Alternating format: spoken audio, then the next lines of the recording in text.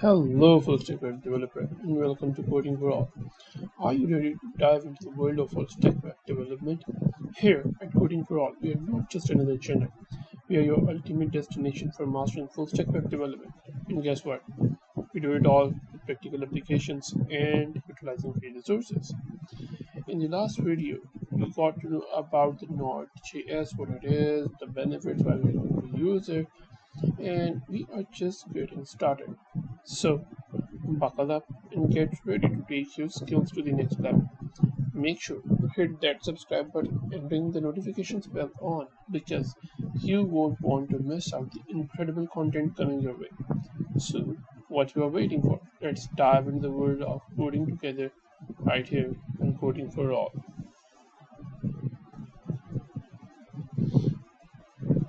Okay, so we have seen that there are a lot of languages to write the backend of our web application. And we have also seen that depending on the language we want to choose, we can find a compatible framework to go with it. Now, why would you need a framework anyways? Why can't you just write all the code from the scratch, choosing programming language and create your web server that way? Well, in some way, this is why. So why can't we do that? In some way, I'm going to tell you that why it is important. So why don't you just consider framework like a ketchup? And you know that I love my food analogies.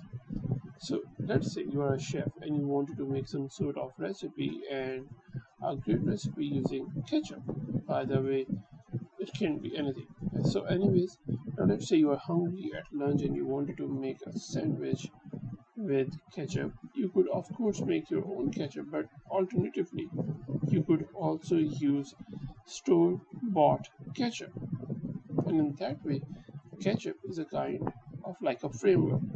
You need all those components which you want in the egg and whatnot, and the end product is your web app, or in this case it's a ketchup sandwich.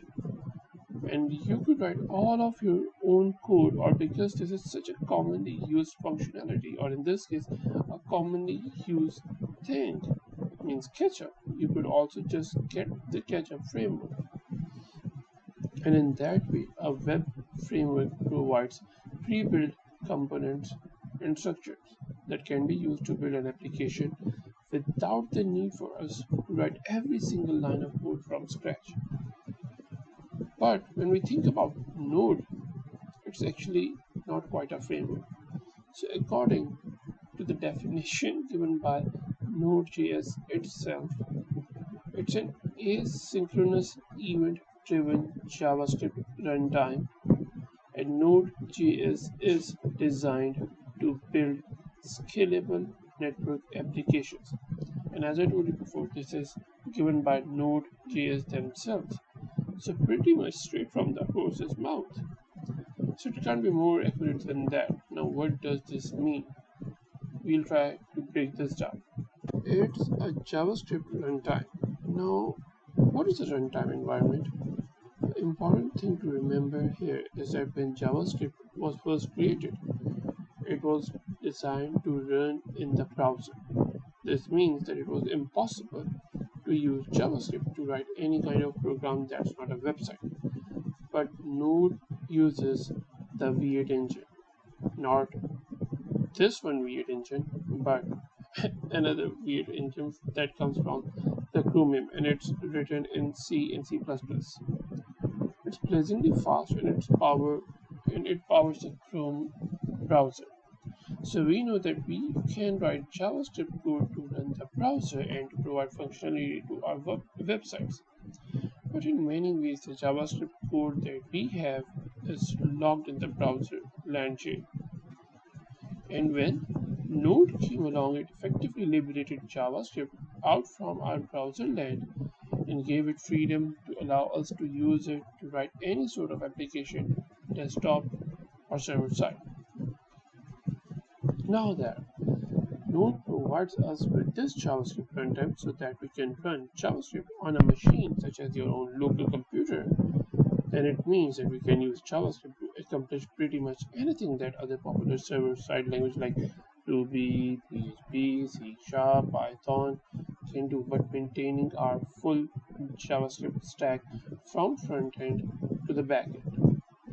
Now, what about the other parts of the sentence? It's asynchronous and event driven. Now, what does this mean? Well, essentially, asynchronous means that your JavaScript code doesn't have to wait to do everything sequentially. If we think back to the scripts that we have written before, our code kind of runs from top to bottom. And we can have some functions, but essentially everything is going to happen from beginning to the end in a synchronous manner. Now, what does asynchronous mean? Well, let's say that you went on to any online shopping platform, Shopify, Amazon, anything. So you ordered yourself something. Now, if this process was synchronous, then it means that you would have to sit there and wait until your parcel gets delivered and you can't do anything else in the meantime. That's what it means to run a synchronous code, such as previous scripts written in JavaScript, effectively tying up the resources until some sort of event resolves, which in this case is the delivery of your parcel. Can you imagine a world where you had to wait for your parcel and you just had to stand at the door and do nothing else after you have ordered it? It's impossible. I mean, you don't even want to imagine it, so painful. Now, it is like it usually takes a long time for the parcel to deliver, but it's impossible, okay? And it would be terrible if this process was synchronous. Now, Node, on the other hand, is asynchronous and it's event driven.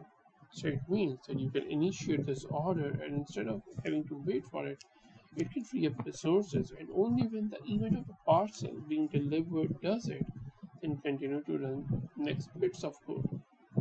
So effectively, we can parcel up these bits of code into an event so that we know that our code can be triggered when this event happens.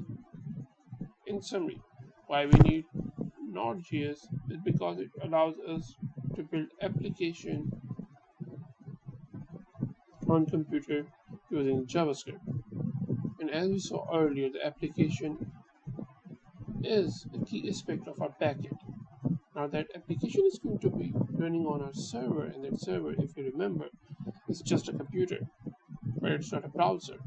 Node.js is what allows us to happen.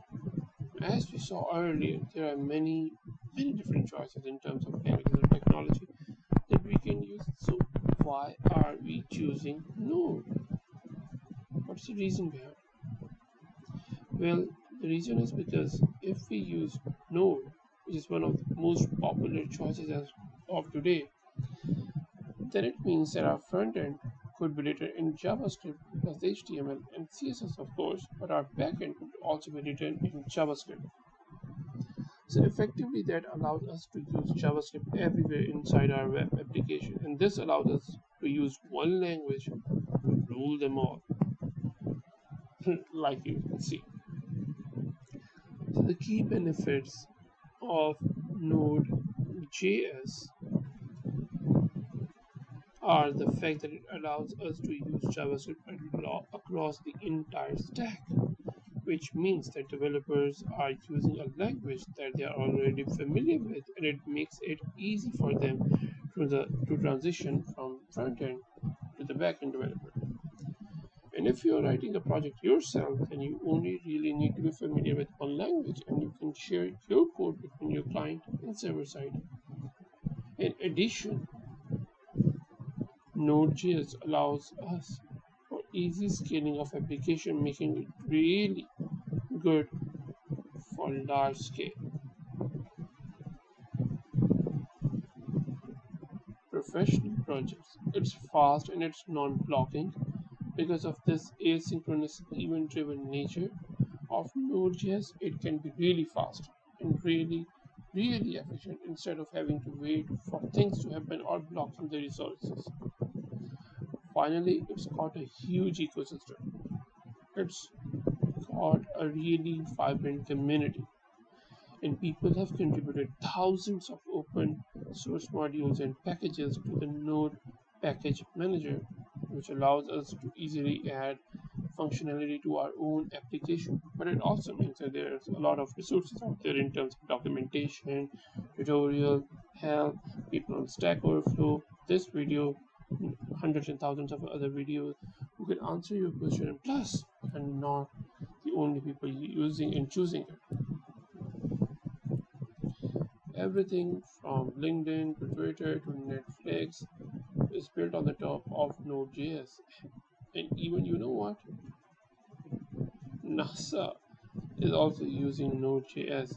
So if it's good for NASA, it's probably good enough for our projects. And I don't think you need any more convincing why you're choosing best possible path. Whew, so this was a lot. I can guarantee that you surely would have learned and enjoyed this video. We got to know that what's the use of Node.js and why are we going to use it?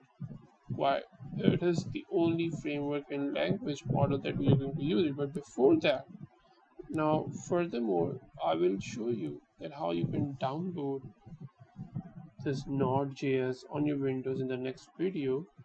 But before that, like and share the video and subscribe to the channel so we may learn and grow together. Until then, good luck and bye, full stack web developer.